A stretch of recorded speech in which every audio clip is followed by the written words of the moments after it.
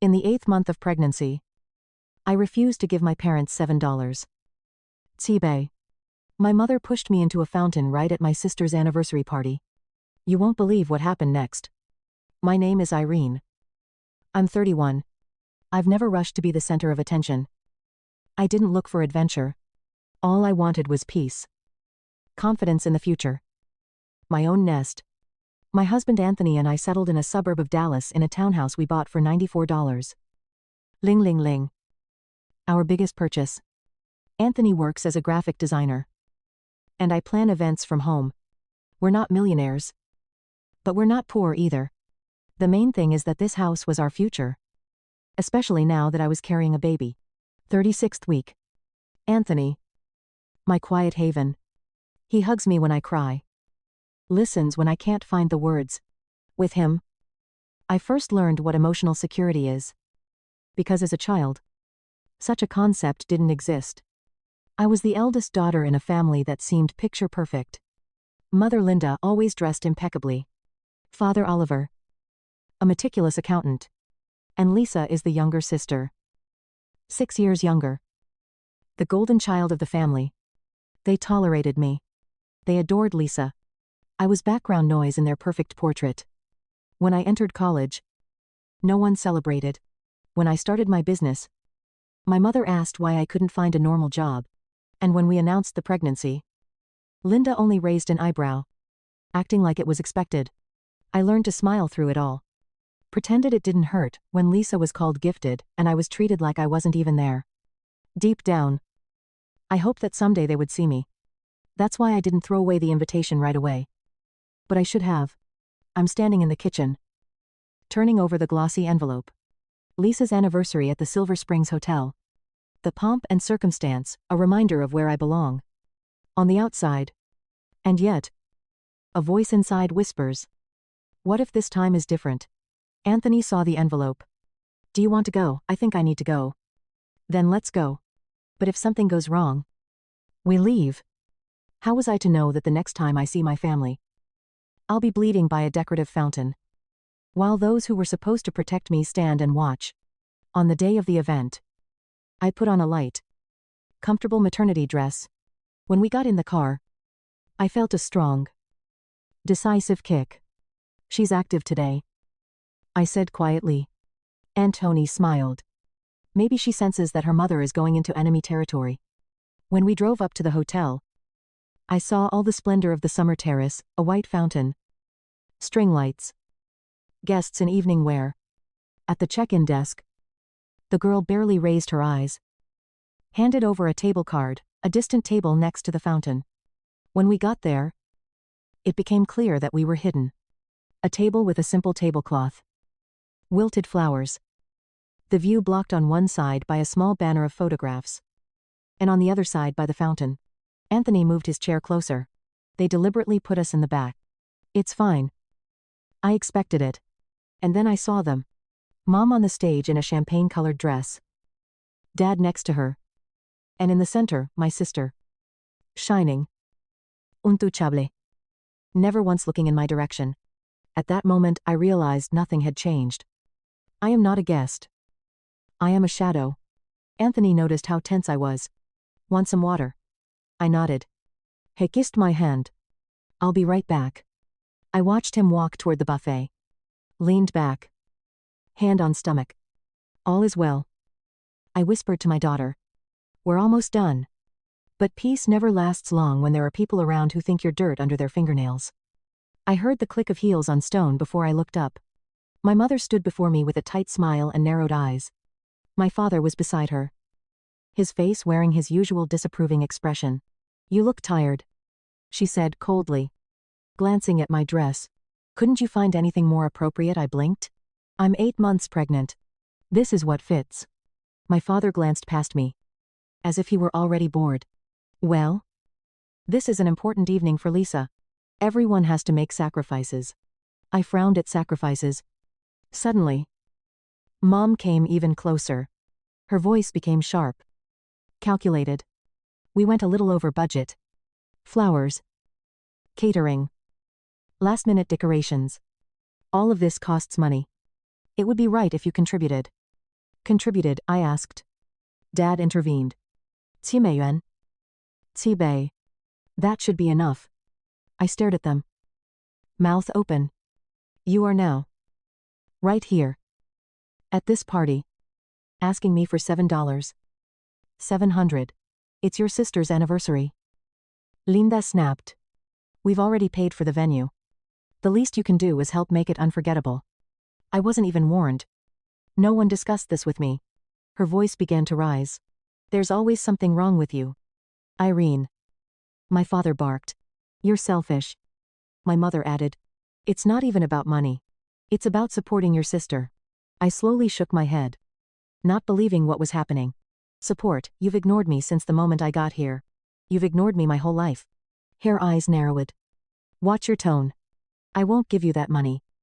I said firmly. Not today. Not ever. Period. Father's fist slammed down on the edge of the table. I flinched. Then why the hell did you even come here, he growled. My heart started pounding. Instinctively touching my stomach. The baby jerked. Reacting to the tension. Because I thought. Maybe you'd treat me like a daughter, I whispered. My mother snorted. You've already embarrassed us enough. Walking around here all swollen. Making scenes. I'm not swollen. I hissed. I'm carrying your granddaughter. By this point, the guests at neighboring tables were starting to look over. Sensing the tension. And then, Lisa appeared. Floating over in her sparkling dress with a smug grin. What's the problem, she asked irritably. Can't you just not ruin this for once? My mouth went dry. Sorry. It's always about you. I spat. If you can't contribute anything useful, maybe you should just leave. I stood up slowly. Trying to keep my balance. I wasn't going to tolerate being bullied. But she cut me off by stepping forward and poking a perfectly manicured finger at my stomach. From day one. You've used your belly to get attention. No one cares. And then she pushed me. Not hard. But enough. My balance was shaken. I grabbed the edge of the table. Trying to stay upright. My father waved his hand. Turning away. Leave her. You made your choice. My mother turned away, without saying a word. And in that moment, I finally understood everything. They didn't just want me to be quiet, they wanted me to disappear. I stood there shaking. My arms wrapped around my stomach. My pulse pounded in my ears. The baby kicked again. Hard. Determined. As if she too sensed danger. The world around me narrowed. The laughter and clinking of glasses receded into the background. I was alone. Abandoned in a crowd of people who were related to me only by blood. At that moment, Anthony returned with a glass of water and a plate of fruit. Seeing my face, his smile faded. Irene. What happened? Panic in his voice. I forced a weak smile. Blinking to hide the tears. The usual family greeting. He didn't believe me. But didn't press. I'll step out for a minute. Take a work call before the ceremony. Wave if you need anything. I nodded. He kissed me on the forehead and walked away. And then something happened that changed everything. This time I didn't even hear the sound of heels. My mother attacked me like a fury. Her face was distorted with rage. A clutch in one hand. Barely restrained hatred in the other. How dare you, she hissed. Stopping inches away. How dare you humiliate me in front of everyone, I blinked. I didn't say anything to anyone. You said no to us. She snapped. Now, everyone's whispering. I looked around. No one was whispering. No one was even looking. But it didn't matter to her. She wasn't reacting to reality, she was reacting to a loss of control. You've always been like this. She continued. Ungrateful. Always playing the victim. I'm not playing victim. I said quietly. And I won't give you the money. It's for our house. She clenched her teeth. It's just a house. Irene. It's my child's future. I answered evenly. She deserves stability. My mother's face twisted beyond recognition. If you really cared about the child, you would teach her devotion. Sacrifice. I stepped back. Ending the conversation. I'm done. Mom. But when I turned to leave, Lisa approached me again. What's wrong now, she scoffed. Another excuse, Lisa. Step aside. I said firmly. Please. But she didn't step aside. She came closer, smirking contemptuously. You've been milking your pregnancy since day one. No one cares. Just looking for a reason to make a scene. And with that, she pushed me again. Harder this time. I staggered. My heels slipped on the stone tiles. I gasped, waving my arms, trying to keep my balance. But before I could recover, my mother rushed forward. Not even hesitating. A scream sounded nearby, but I barely heard it. She pushed me right in the chest. Eyes cold. Lips pressed into a line. And I lost my balance completely. My foot slipped. My center of gravity was gone. I fell backwards with terrifying speed. And then the cold. The impact. The water. I fell into the decorative hotel fountain. Fully dressed, in the 8th month of pregnancy. Unable to breathe. For a second, I sank under the water. Weightless. Helpless. The dress billowed around me like a shroud. Panic exploded in my chest. I thrashed, trying to grab onto something. But pain shot through my stomach and lower back. I couldn't fall in the water. I couldn't drown. There was chaos above the water, screams, shouts, splashes. And suddenly strong arms grabbed me. Anthony dove in fully clothed, pulling me to the edge. Irene. Irene. Talk to me. He shouted. Breathless. Soaking wet. I was choking on air. Trying to say something. And then it happened. My water broke. A warm stream rushed down my legs. Oh my God, Anthony whispered. She's in labor. She's in labor. My body was shaking. My dress was sticking to my skin.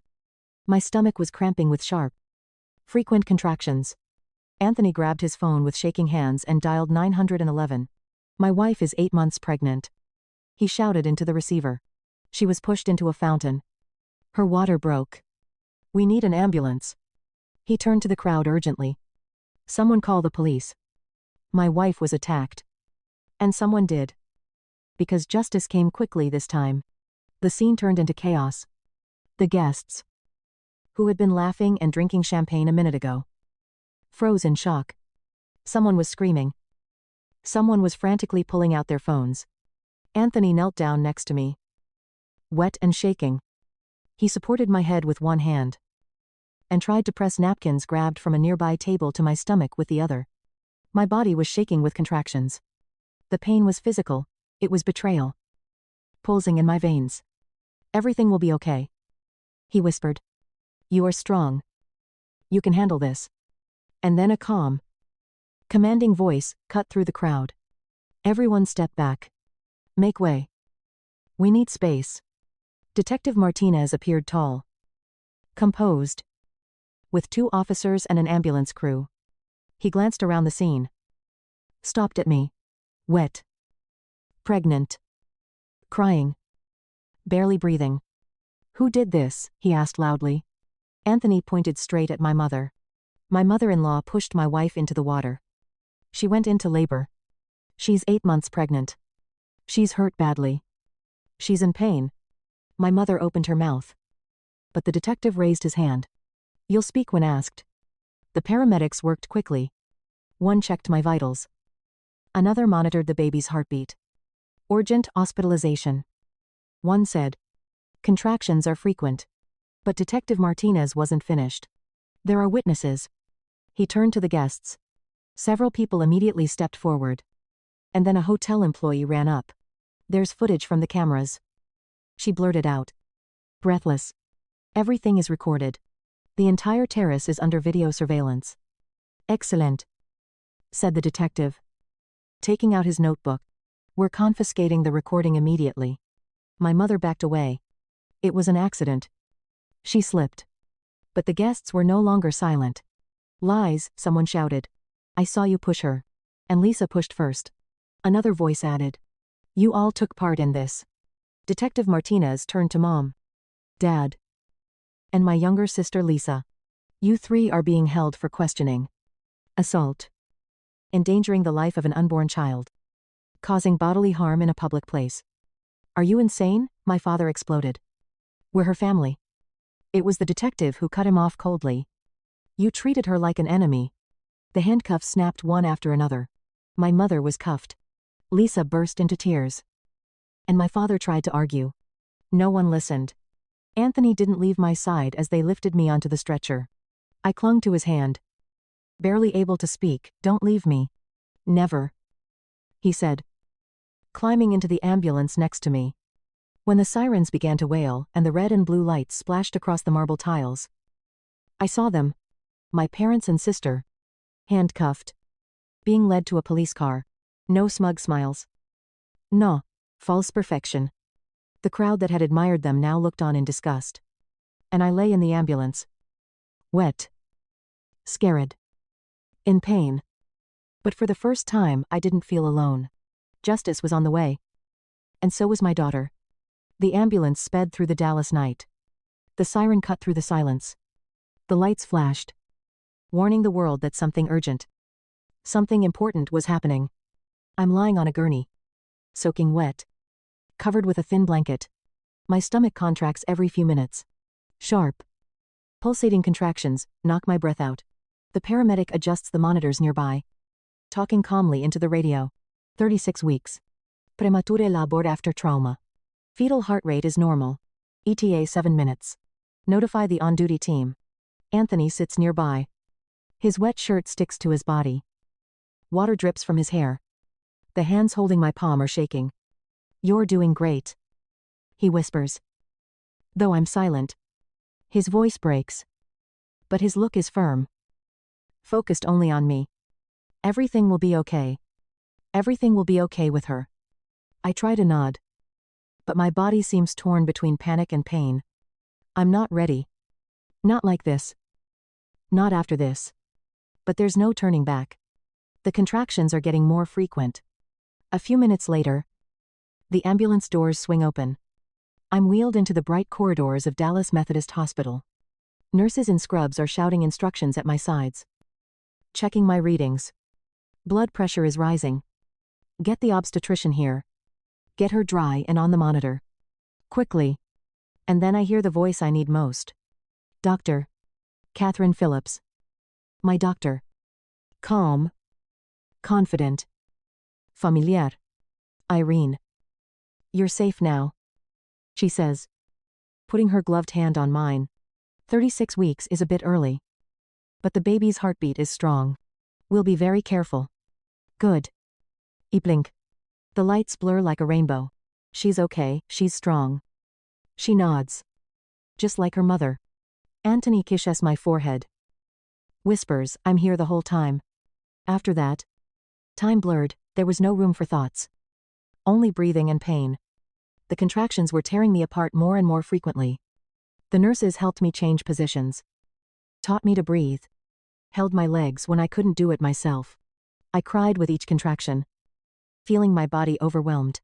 But Anthony didn't let go of my hand. You've already survived the worst, he said. This is the part where you win. I don't know how many hours passed. 2. Maybe 3, but I finally heard Dr. Phillips' voice. Now push harder. The head. Irene. A few more pushes. You're doing it. The pressure became unbearable. My body shook from exhaustion. I cried. Screamed. Prayed all at once. And then I heard a cry. A beautiful, piercing cry of a newborn, not weak. Not uncertain. But strong. Demanding. My living daughter. Born exactly at 2:04 a.m. 6 pound. 3 ounces. A head of dark hair, and the softest, most tender skin I had ever touched. They put her on my chest. And I burst into tears. My arms instinctively wrapped around her. Hello, baby, I whispered. We made it. My husband leaned over us, his face wet with tears. She's perfect.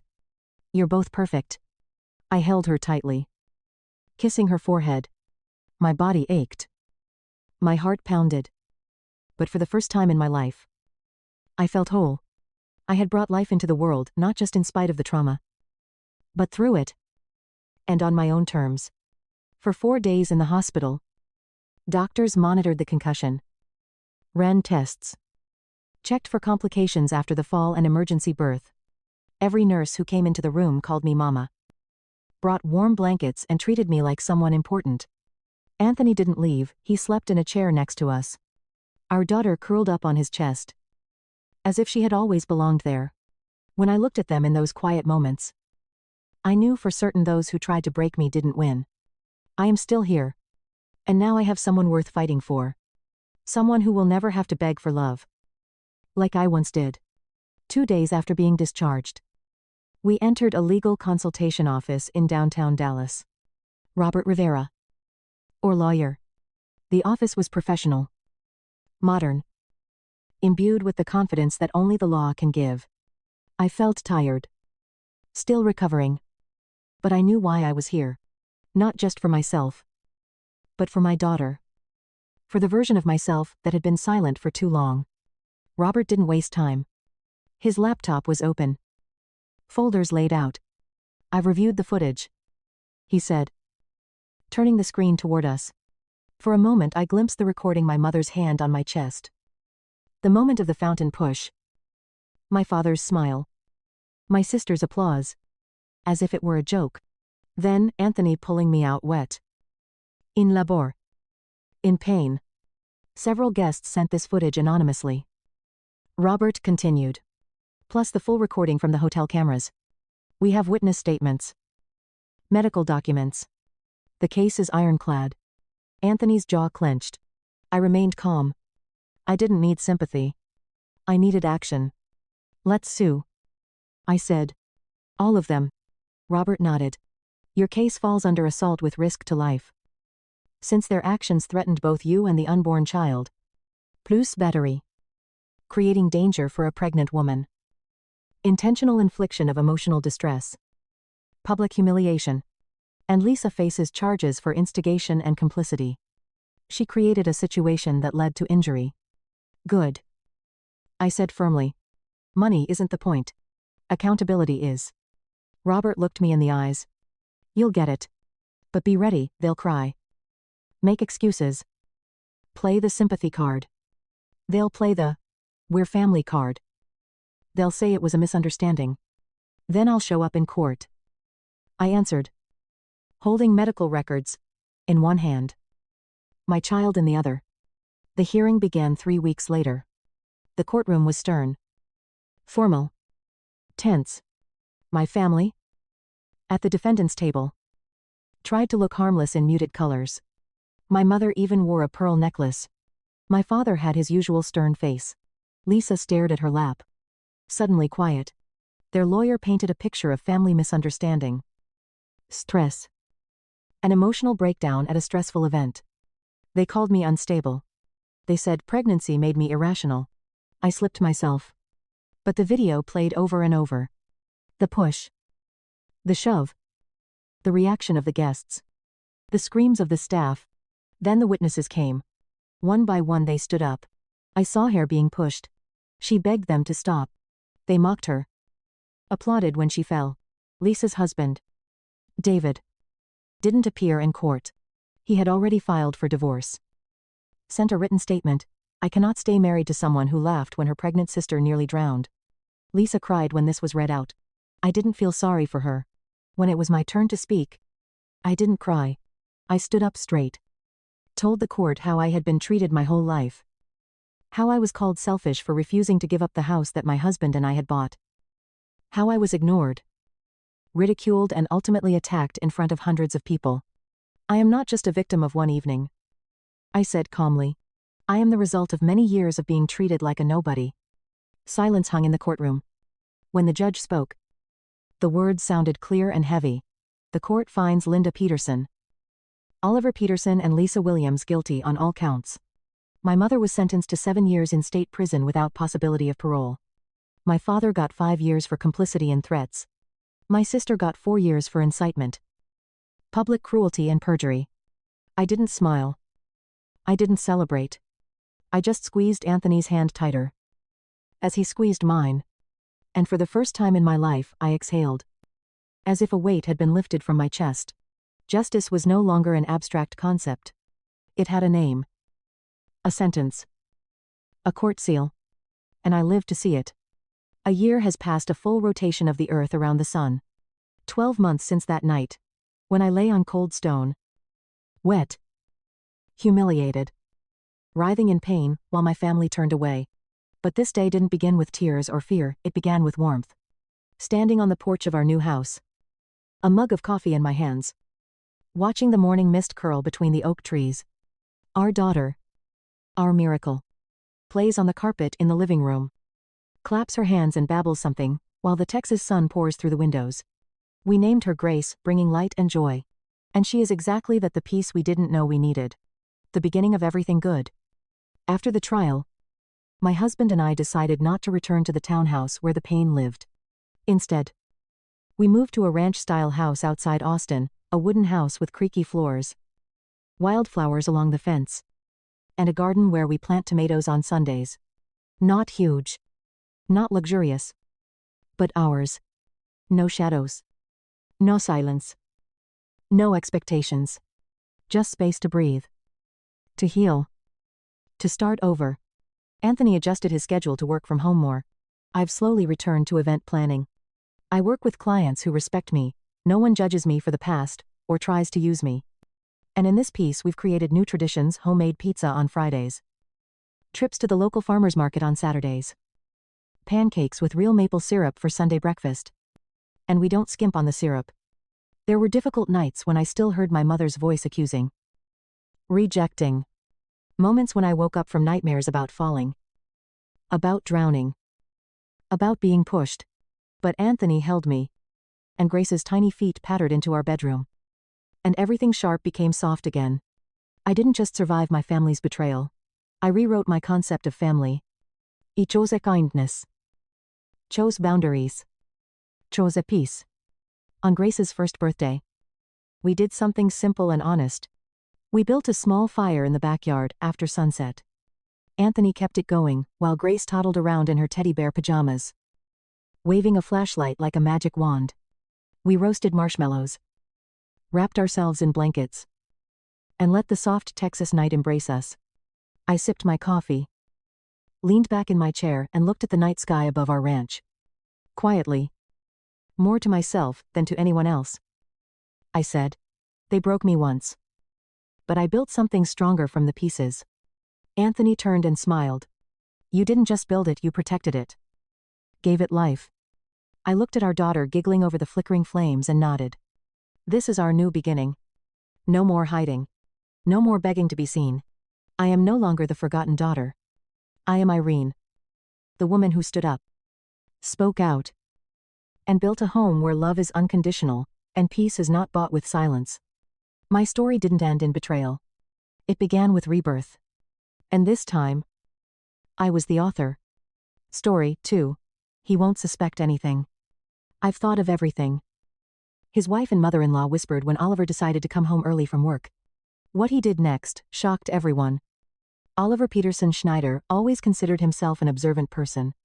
20 years of work as a chief financial officer at a construction company in suburban Denver taught him to notice the slightest discrepancy in spreadsheets, to detect fraud in invoices, to recognize attempts at embezzlement. This habit of detailed analysis had long since migrated from the professional sphere to his personal life. So when he heard these words whispered at home, every nerve in his body tensed like a wire. Oliver stood in the foyer, still wearing his shoes. And through the half-open kitchen door, he heard the voices of his two closest women, his wife Marina and her mother Linda. His heart began to beat so loudly that he was afraid they would hear it. Oliver carefully put his briefcase on the hardwood floor and listened more attentively. "Mom, you're worrying for nothing," Marina continued in a quiet but determined voice. "I'm telling you, everything will go as planned. The main thing is that he doesn't catch on beforehand." "What if something goes wrong?" his mother-in-law answered anxiously. "Linda, please calm down. We've already discussed everything. Tomorrow, he'll find out everything. But for now, let him live normally." Oliver felt goosebumps run down his spine. What were they hiding? What were they talking about? Why was his name being spoken in such a tone? As if he were being sentenced to death. He slowly took off his coat, trying not to make a sound, and tiptoed into the living room. The voices from the kitchen continued. but quieter. Less distinct. Oliver sat down in his favorite leather recliner and tried to put his thoughts in order. Over the past few weeks, he had indeed noticed strange behavior in Marina. She had become more secretive, often talking on her iPhone, cutting conversations short when he appeared. Several times he caught her studying some documents, which she quickly put away when he approached. And his mother-in-law, who had moved in with them after her husband's death 2 years ago, had been looking at him with a strange expression lately, either pity or fear. Oliver. Are you home? Marina's voice came from the kitchen. Yes. I'm here, he answered, trying to speak naturally. Marina appeared in the doorway. 42 years old. Blonde hair pulled back into a ponytail. Navy blue scrubs. She had just returned from a shift at Denver General Hospital, where she worked as a nurse in the cardiac unit. Her face was tired. But when she looked at her husband, something flashed in her eyes. How are things at work? She asked, coming closer. Fine, Oliver answered briefly, studying her face. You had a tough shift. Linda made some coffee. Do you want some? Oliver nodded, not taking his eyes off his wife. Marina turned to leave, but he noticed how her shoulders tensed. Something was definitely going on. All three of them were behaving unnaturally at dinner. Linda, usually a talkative woman, was silent, only occasionally casting quick glances at her son-in-law. Marina tried to maintain normal conversation, but her sentences were strained and the pauses too long. Tomorrow is Saturday, Marina suddenly said, putting down her coffee mug. Maybe we should go somewhere. Where? Oliver became wary. I don't know. We could go to the Denver Art Museum or visit someone. Visit who? Marina fell silent, as if she hadn't expected this question. I just thought it would be nice, she muttered. After dinner, Oliver locked himself in his home office under the pretext of working on quarterly reports. In reality, he was feverishly trying to understand what was happening in his house. All these oddities of the last few weeks were lining up into some kind of ominous picture. The life insurance policy, he remembered a month ago. Marina asked him to sign some documents, explaining it as updating their coverage through Allstate. Oliver trusted his wife in financial matters and signed without looking carefully. But what if it was something else? Phone calls. Lately, their landline rang much more often, and Marina was always the first to answer. When Oliver asked who was calling, she would give vague answers. Work-related. A friend. Wrong number. And there were new things in the house that Marina hadn't mentioned. Some prescription bottles in the bathroom medicine cabinet that he hadn't seen before. New documents in her desk. A notebook with unfamiliar phone numbers. Oliver got up from his desk and went to the window. Behind the glass, twilight was slowly falling over their suburban neighborhood in Littleton. He had bought this house 5 years ago, when the company was doing well. A Kieth subdivision. Good neighbors. A 4-bedroom colonial that was supposed to represent safety and stability. And now he felt like a stranger here. Around midnight, when the house was quiet, Oliver carefully left the office. Marina and Linda had long since gone to sleep. He turned on a small desk lamp in the living room and began a methodical search. He started with Marina's desk. In the top drawer, under a stack of medical journals, he found a manila folder. His hands were shaking when he opened it. The first document was a life insurance policy from Northwestern Mutual. The coverage amount was $220. Ling ling ling. Marina was listed as the sole beneficiary. The effective date was a month ago when she asked him to update their insurance. Oliver felt his blood run cold. $220. Ling ling ling. For his death. The next document made his heart stop. A psychological evaluation report from someone he'd never heard of. But he had never undergone such an examination. The report spoke of signs of paranoid personality disorder and tendencies toward aggressive behavior. It got worse. Printouts of his cell phone records from Verizon. Someone was monitoring his calls, recording them. There were dozens of pages in the folder: conversations with colleagues, with clients, even with friends. All conversations for the last 3 months. And finally, at the very bottom of the folder, a list of contacts, names he didn't recognize.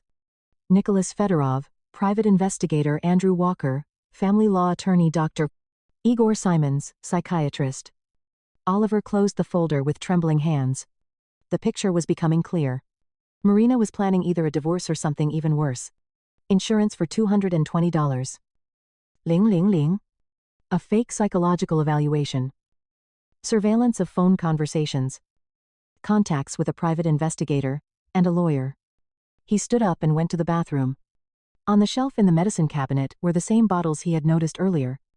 Oliver took one of them and read the label in the light of his phone flashlight. Clozapine. Antipsychotic medication. Used to treat schizophrenia and psychosis. The second bottle, haloperidol. A powerful antipsychotics. The third Ativan. A strong sedative. Powerful psychotropic drugs. Why were they in their house? Marina worked as a nurse and could obtain any medication. Was she planning to slip them into his food and then claim he was mentally ill? Oliver returned to the office and sat down at his desk. His head was spinning from the facts he had discovered. His wife of 15 years was planning to destroy him, perhaps literally. Or perhaps she wanted to have him declared insane so she could control his assets and collect the insurance. But why? They never had serious fights. They had no children. But neither of them seemed to mind. Their finances were stable. Oliver earned well as a CFO. The house mortgage was nearly paid off. They had no significant debts. Or maybe she had someone else. Maybe among these contacts there was not only a private investigator and lawyer, but also a lover. Oliver took out the folder again and carefully studied the contact list. Most of the names meant nothing to him. But one name caught his attention. Vladimir Keller. Next to the name was a note. Daily 9 p.m. Every day at 9:00 p.m. It was around this time that Marina usually went out to the backyard for fresh air or to Whole Foods for something we forgot. Now everything was falling into place. Oliver looked at his Apple Watch. 1:30 a.m. There were still a few hours until morning. He had to think this through. Make a plan of action. If Marina really was plotting against him, he couldn't just sit and wait. But what to do? Contact the police, with what suspicions? The documents could be forged. And the medications could belong to Linda, who had been complaining of anxiety and insomnia lately. No. He needed more compelling evidence. He needed to find out who this Vladimir Keller was. He needed to find out what exactly was planned for tomorrow. Tomorrow, he would find out everything. Marina's words wouldn't leave his head. What would he find out? What surprise were they preparing for him? Oliver went to the closet and took out an old gym bag. It contained a tactical knife he had bought a few years ago for camping trips, but never used. Now the knife might be useful for something else. If Marina and her accomplices planned to execute their scheme tomorrow, he had to be ready to defend himself. Oliver concealed the knife under his shirt and continued searching. In the kitchen, in the drawer where Marina usually kept household paperwork, he found another folder. It contained medical reports about his health over the past year. But these reports were from doctors he had never visited. Forged certificates with fictitious diagnoses. Patient shows signs of paranoid behavior. Increased aggression noted. Inpatient treatment recommended. Line by line. They were building a portrait of a mentally ill person. But the most terrible thing he found in the last folder, hidden behind the refrigerator, there were photographs. Pictures of himself in different situations at work, at home, at King Soopers, walking in the neighborhood. Someone had been following him, photographing him, studying his daily routine. In some photos, he looked tense, anxious. Apparently, the pictures were taken when he had already begun to suspect something was wrong. These shots could be used as evidence of his mental disorder. Oliver put all the documents back, carefully restoring the original order. Now he knew what he was dealing with. Marina and her accomplices were preparing a serious operation against him. Perhaps tomorrow he was to be committed to a psychiatric facility on grounds of mental illness. Or maybe something even more sinister was planned. But they had underestimated one thing. Oliver was not as naive as they thought. 20 years of working with numbers and documents had taught him to be extremely attentive and methodical. If they wanted war, they would get it. Oliver spent the remaining hours until morning drawing up a counterplan. He could not allow himself to be declared mentally ill or committed on false grounds. The only way to defend himself was to stay ahead of his enemies. Dawn found him making a list of actions. Find out what exactly was planned for today. Find a way to neutralize the conspirators, ensure his own safety. Oliver concealed the knife in his jacket and prepared for the most important day of his life, the day that would decide whether he would remain a free man or become a victim of someone else's scheme. In the morning, Oliver got up early as usual. But he felt completely different. Every sound in the house seemed suspicious. Every glance from his wife and mother-in-law was full of hidden meanings. He ate breakfast, pretending everything was normal. But inside he was seething with rage and fear. Marina was busy at the stove making scrambled eggs. Her movements seemed nervous, hasty. Linda was sitting at the table with a coffee mug. But she was drinking slowly, obviously thinking about something. Oliver, aren't you going to work today? Marina asked without turning from the stove. It's Saturday. He answered briefly. Oh. Yes. Of course. I forgot. Marina never forgot what day it was. She always planned their weekends in advance.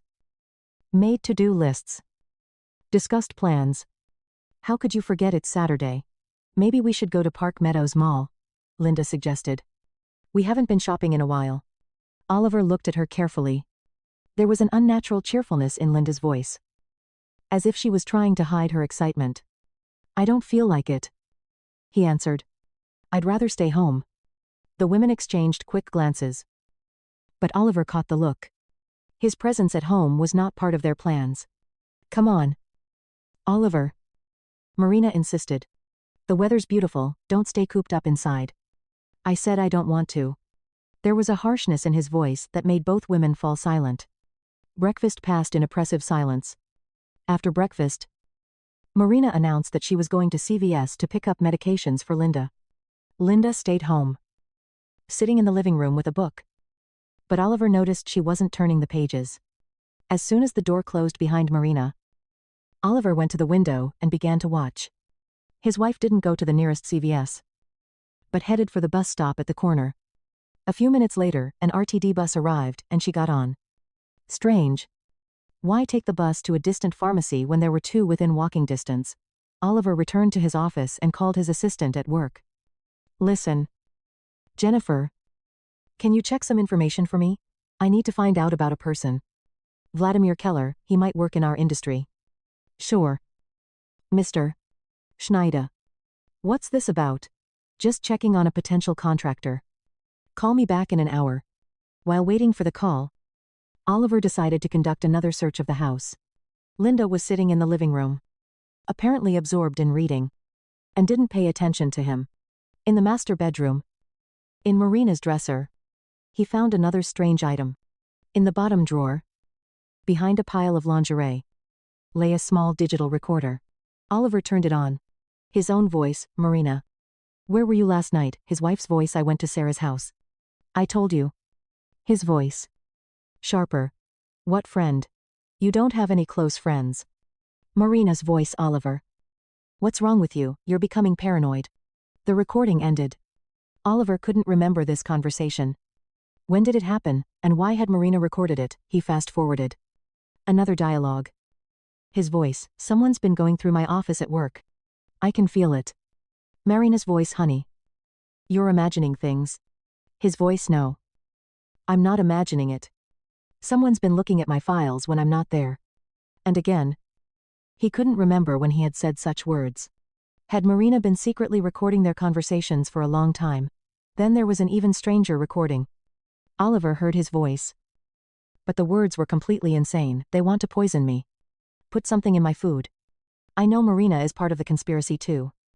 When had he said this? Oliver strained his memory, but couldn't recall a single similar conversation. These recordings were either fake, or something was wrong with his memory. The phone rang. Jennifer was calling back. Mr. Schneider. I checked on this Keller guy. He's not a contractor.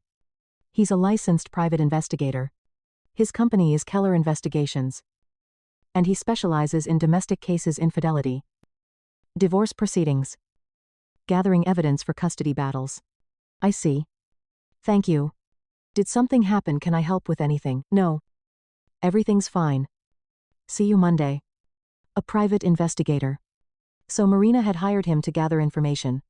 Maybe he took the photos that Oliver found last night. But why a private investigator if the goal was to declare her husband mentally ill? For that, Fake medical certificates and conversation recordings would be enough. Unless the plan was more complicated. What if Marina wanted not only to get rid of him but also to get all their assets, the house, cars, savings? In that case, a divorce would be unprofitable. Everything would have to be divided. But if the husband was declared mentally incompetent or died in an accident, then the widow would get everything. Life insurance $220. Ling ling ling. House worth about $450. Ling ling ling. Savings and 401 kelvins, around $380. Ling ling ling. Total over $1 million. A substantial sum for murder. Oliver felt goosebumps run down his spine. Was Marina planning to kill him? Linda suddenly got up from her chair and went to the kitchen. Oliver heard her talking on the phone. It was quiet. But he could make out a few phrases. Yes. He's home. No. He hasn't gone anywhere. Okay. I'm waiting. Who was she talking to, Marina or someone else? Oliver carefully approached the kitchen and listened. Linda had already finished talking and was busy at the counter. Linda. Would you like some coffee? He asked. Entering the kitchen. His mother-in-law turned around abruptly. Her face was worried. Oh. Oliver. You startled me. Yes. Coffee sounds good. Her hands were shaking as she took mugs from the cabinet. Something was making her very nervous. Will Marina be back soon? Oliver asked as casually as possible. I don't know. She said she might be late. There's always a long line at the pharmacy on Saturdays. Marina had already been gone for 2 hours. Too long for a trip to CVS. Linda put a mug of coffee in front of him. But Oliver noticed she was trying hard not to meet his gaze. Maybe she needs help carrying heavy things, he suggested. No. She can handle it. You should rest. Rest as if he were sick or elderly. Or maybe that's exactly what they thought. Oliver drank some coffee and returned to his office. He had to make a decision. Sitting and waiting to be arrested or poisoned was foolish. But acting on incomplete information was dangerous too. He took a Denver Metro map from his desk drawer and marked all the addresses from the contacts he'd found. Private investigator Keller worked downtown. Attorney Walker was also downtown. Psychiatrist Simons worked at Presbyterian divided by St. Joseph Hospital. All these people could be with Marina right now, discussing the final details of their operation against him. But what if he got ahead of them? What if he reached them first and found out exactly what was being planned? Oliver took his jacket and headed for the exit. I'm going to Home Depot. He called to Linda. Oh. Okay. She answered uncertainly. Outside. Oliver got into his Subaru Outback and drove toward downtown Denver. The first stop, Detective Keller. Keller Investigations was located in a modern office building on 17th Street. Oliver took the elevator to the 8th floor and knocked on the door with a frosted glass sign reading V. Keller, Private Investigations. The door was opened by a man of about 45. Stocky. With alert eyes. What can I do for you? He asked. I'm Oliver Schneider. Oliver introduced himself. I think you know who I am. The detective's face changed. A look of wariness flashed in his eyes. Come in, he said after a pause. The office was small but professional. Diplomas and certificates hung on the walls. Keller invited Oliver to sit in the chair opposite his desk. So you know who hired me, the detective said. My wife. Oliver answered. The question is why? Keller paused, studying his face. She's concerned about your mental state, he said carefully. She asked me to observe you. Document any unusual behaviors. What unusual behaviors? Well, paranoid statements, suspicion, aggression. And did you document them? Some? Yes. I have photographs where you appear tense. Audio recordings of phone conversations where you mentioned feeling watched. Oliver remembered that phone conversation. He really had told a colleague that he felt uncomfortable at work. As if someone was monitoring him. But that was right after he started noticing odd behavior from his wife. What else did my wife request? She wanted me to compile a file for medical professionals. She said she was planning to consult a psychiatrist who could help you. Which psychiatrist, Dr. Simons? He's a specialist in family crisis intervention. And when is this consultation planned? Keller hesitated. Today. He finally said. This evening. Your wife wanted to bring you in for an evaluation. Bring me by force, I was only gathering information. I don't get involved in interventions. Oliver stood up from his chair. The picture was becoming clearer. This evening, he was supposed to be brought to a psychiatrist. Probably under some pretext. And the doctor, relying on forged certificates and the detective's testimony, would make a diagnosis recommending forced treatment. Thank you for your honesty, Oliver said and headed for the exit. Listen. Kelo stopped him. I don't know all the details. But your wife really is concerned. Maybe you should talk to the doctor. I'll definitely talk to him. Oliver answered grimly. Outside. He felt rage rising in his chest. So it was a conspiracy after all. Marina. Linda. The detective. The doctor, all against him. Tonight, they were supposed to destroy him. But they had miscalculated. Oliver wasn't going to walk into the psychiatrist's office like a lamb to slaughter. He would give them a fight. Next stop, Dr. Simons. Presbyterian divided by St. Joseph Hospital was in the Uptown District. Oliver parked near the main entrance and went to the information desk. I need to see Dr. Simons, he said to the receptionist. Do you have an appointment? No. But it's urgent. Family emergency. The receptionist called somewhere. Spoke briefly. Then said, the doctor will see you in 30 minutes. Take the elevator to the 4th floor. Suite 415. Oliver spent 30 minutes in the waiting area, planning his conversation strategy. He had to understand what exactly the doctor knew. What role he was playing in the conspiracy. Dr. Simons turned out to be a man of about 50 with a gray beard and attentive eyes behind wire-rimmed glasses. Come in. Have a seat, he said. What's troubling you? I'm troubled that you're planning to declare me mentally ill, Oliver said bluntly. The doctor raised his eyebrows. Where do you get such assumptions? My wife contacted you. She provided information about my condition. She arranged for today's appointment. Simons was silent. Then opened a desk drawer and took out a file folder. Yes. Your wife did contact me. She's very concerned about your condition.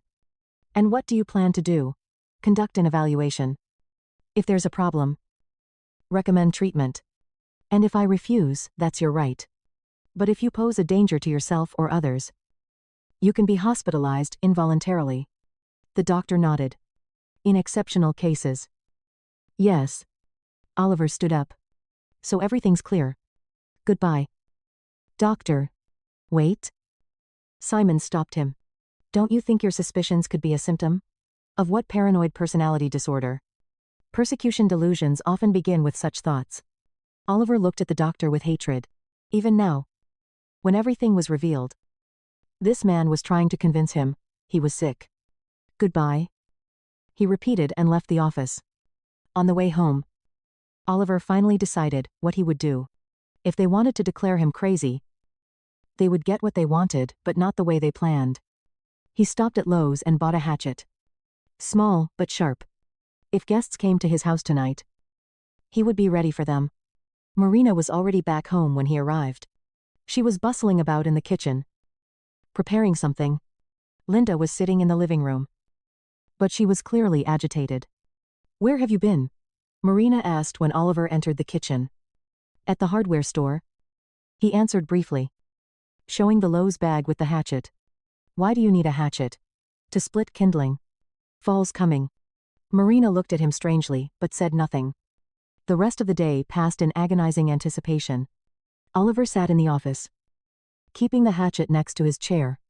Marina and Linda were whispering in the kitchen, but they spoke so quietly he couldn't make out the words. At 7:00 p.m., the landline rang. Marina quickly answered. Hello. Yes. Okay. We're ready. She hung up and turned to Oliver. Honey, we're expecting some visitors. Could you change clothes? What visitors? Some friends want to stop by. Oliver took the hatchet and went to the bedroom. Time to change for meeting with these friends. Half an hour later, the doorbell rang. Oliver heard Marina open the door, and several people enter the foyer. Malvoies. Un familiar. Oliver. Come out. His wife called. Our guests are here. Oliver gripped the hatchet and slowly headed to the living room. Time to learn the truth. Oliver entered the living room, tightly gripping the handle of the hatchet. What he saw made him stop at the threshold. The room was decorated with colorful balloons and streamers. There was a large cake with candles on the coffee table. Several people were sitting around a man in a suit with a camera. A woman with a bouquet of flowers. 2 other men in casual clothes. Surprise! Everyone shouted in unison when he appeared. Oliver stood there, not understanding what was happening. The hatchet in his hand suddenly seemed ridiculous and out of place. Happy birthday. Honey Marina ran up to him with shining eyes. Well, are you surprised? Birthday. Oliver looked at the calendar on the wall. Indeed. Today was October 15th. His 40th birthday. How could he have forgotten? I didn't expect this, he muttered, hiding the hatchet behind his back. We've been planning for a whole month, Linda said happily. Marina organized everything, invited everyone, ordered the cake. The man with the camera turned out to be a photographer hired to document the celebration. The woman with flowers was from the florist shop. The other 2 men were old college friends whom Oliver hadn't seen in several years. Let me introduce you, Marina said, leading him to one of the guests. This is Vladimir Keller. Remember, my former classmate from nursing school. He's a private investigator now. Such interesting work. Keller smiled and extended his hand. Oliver mechanically shook it, still not understanding what was happening. And this is Dr. Simons. Marina continued the introductions. He works with my friend at the hospital. She asked him to come congratulate you. The doctor nodded friendly. Marina's told me a lot about you. Finally, we meet in person.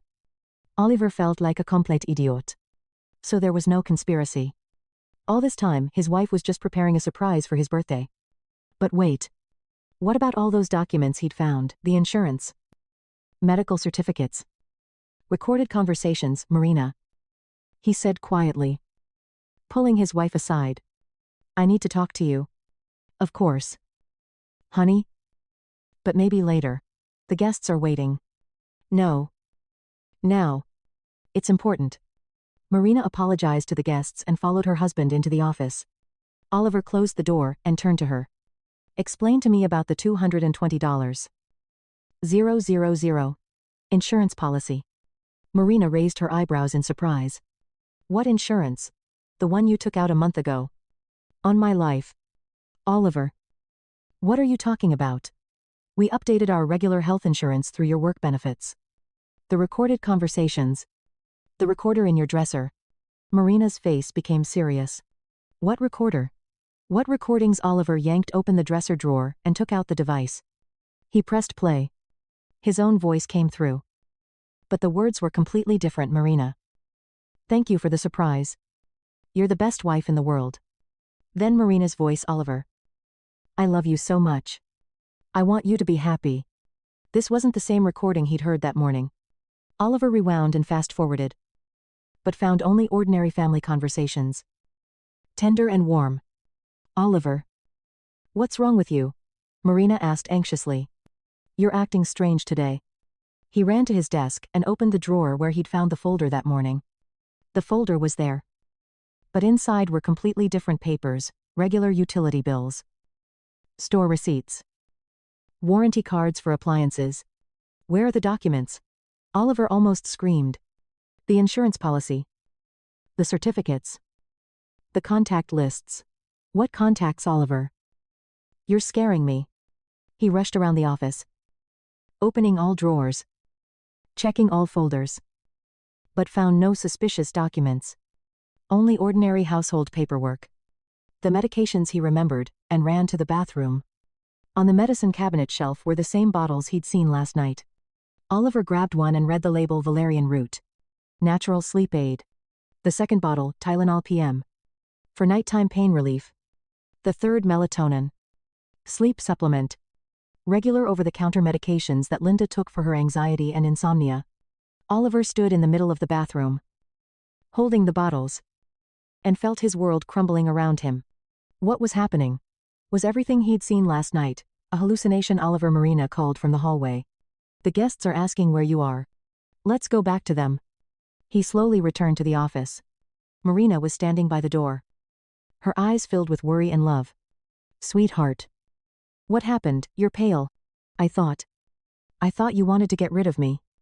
Oliver said quietly. Marina came to him and embraced him. You silly man.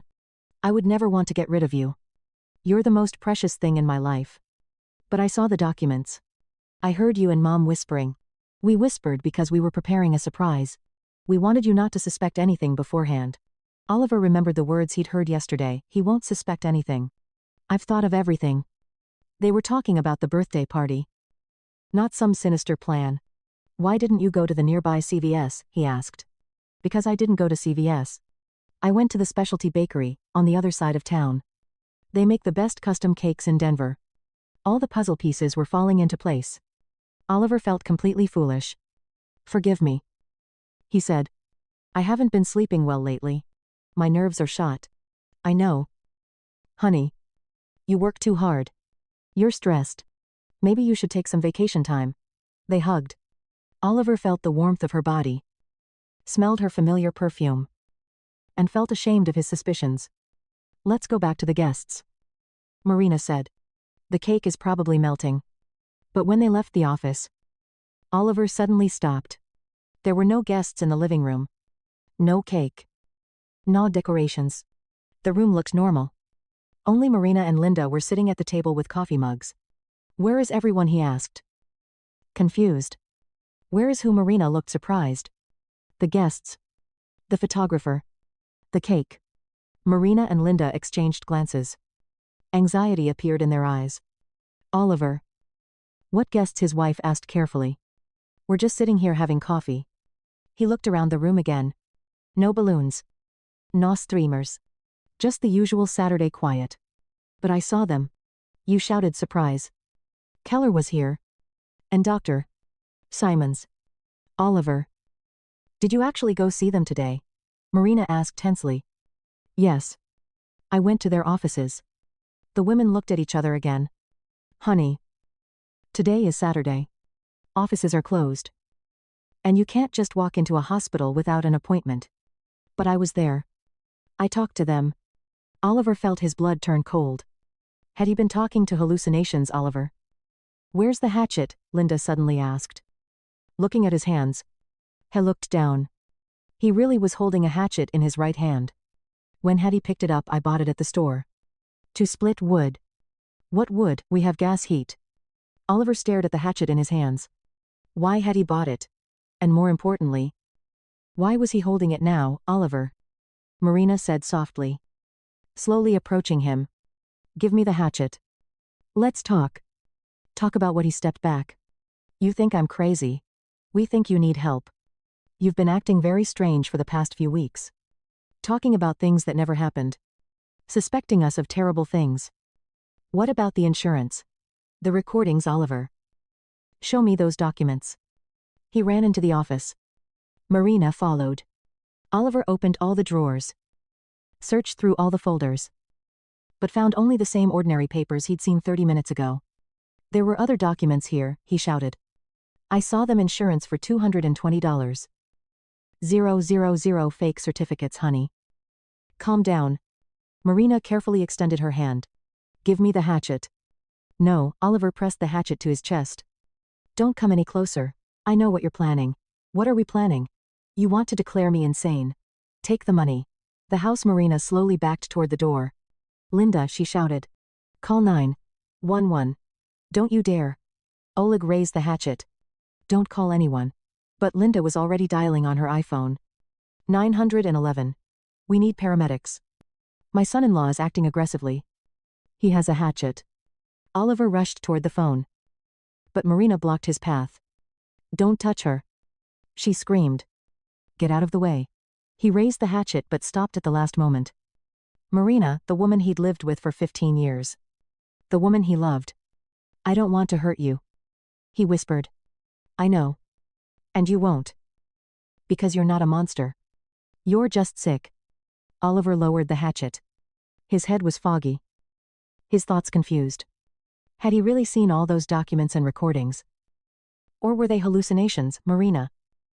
He said quietly. If I'm sick? Why didn't you tell me before I tried? But you wouldn't listen. You thought I was plotting against you. And now I just want you to get help. A siren wailed outside. The ambulance had arrived quickly. Will they take me to a hospital? Oliver asked. Yes. But it's not forever. You'll get treatment. And everything will be fine. Will you visit me every day? Every single day? Oliver looked at the hatchet in his hands. Why had he bought it? To protect himself from imaginary enemies. Or to threaten the people closest to him. Take it, he said, handing the hatchet to his wife. Marina carefully took it and set it aside. There was a knock at the door. An EMT, a young woman in a blue uniform, entered with 2 paramedics. Where's the patient? She asked. Here, Marina answered, pointing to her husband. He's agreed to go voluntarily. The EMT examined Oliver, checked his pulse and blood pressure. How are you feeling? She asked. I don't know. Oliver answered honestly. Probably not good. I see things that aren't there. I think about things that never happened. That can be treated. Will you come with us? Oliver nodded. He put on his jacket, said goodbye to Linda, and hugged Marina. Forgive me, he whispered in her ear. There's nothing to forgive. Just get better. When the ambulance drove away from their Littleton subdivision, Marina stood at the window for a long time. Linda came up to her and put an arm around her shoulders. You did the right thing, the older woman said. I should have realized something was wrong with him sooner. Marina replied quietly.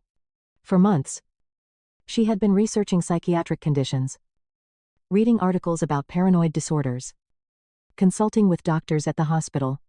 She had been planning how to convince Oliver to seek treatment, how to organize an intervention, if necessary. The most important thing was that he had agreed to go himself in the end. Yes, Linda said. He finally realized he needed help. Marina picked up a piece of paper from the kitchen table, an action plan she'd been developing over the past few weeks. How to document concerning behaviors. How to gather evidence of her husband's deteriorating mental state. How to convince him to see a doctor. Marina really had thought of everything. But it wasn't for a birthday celebration, it was for salvation. She had been recording their conversations because Oliver's paranoid statements were escalating. And she knew the doctors would need evidence. She had consulted with private investigator Keller not to spy on Oliver, but to get advice on how to document concerning behavior safely. She had spoken with Dr. Simons about the best way to approach someone in denial about their mental health. The life insurance policy Oliver thought he'd seen was a figment of his deteriorating mind. They had only updated their health coverage through his employer. Just as she'd said, the psychiatric medications he'd found were indeed Linda's prescriptions for anxiety, labeled exactly as he'd seen in his final moment of clarity. Everything Oliver had experienced over the past 24 hours, the sinister documents, the conspiracy meetings, even the birthday party, had been elaborate hallucinations brought on by what would later be diagnosed as acute paranoid psychosis with delusional episodes. Marina had been trying to save her husband's life and sanity, not destroy it. The whispered conversations he'd overheard were indeed about making sure he wouldn't suspect anything, because they knew that if Oliver realized they were trying to get him psychiatric help, his paranoia would escalate dangerously. Which is exactly what had happened. 3 weeks later, Oliver was released from the psychiatric unit at National Jewish Health, stabilized on medication, and with a clear understanding of what had occurred. The doctors explained that acute stress, work pressure, and sleep deprivation had triggered a brief psychotic episode, frightening, but treatable. Marina picked him up in their Subaru, and they drove home through the familiar streets of Littleton in comfortable silence. I'm sorry, I thought you were trying to kill me, Oliver said as they pulled into their driveway. Marina reached over and took his hand. I'm sorry I didn't recognize the signs sooner. We'll both do better next time. Next time, at taking care of each other. That's what marriage is, isn't it? Taking care of each other when we can't take care of ourselves. Oliver squeezed her hand. Through the kitchen window, he could see Linda setting the table for dinner, a real dinner, with no hidden conspiracies, no secret plots. Just a family glad to be whole again. Sometimes, the mind plays tricks. Sometimes, the people we love most appear to be our greatest enemies. But sometimes, if we're very lucky, love is stronger than delusion. And the people who seem to be plotting against us are actually plotting to save us. Oliver had learned that the most dangerous conspiracies are often the ones we create ourselves, in the dark corners of our own minds. And the most powerful antidote to paranoia is the simple, stubborn persistence of people who refuse to give up on you, even when you've given up on yourself. As they walked up the front steps of their home, Oliver realized that Marina really had thought of everything not to destroy him, but to bring him back from a place where reality had become his enemy. And in the end, that was the only conspiracy that mattered.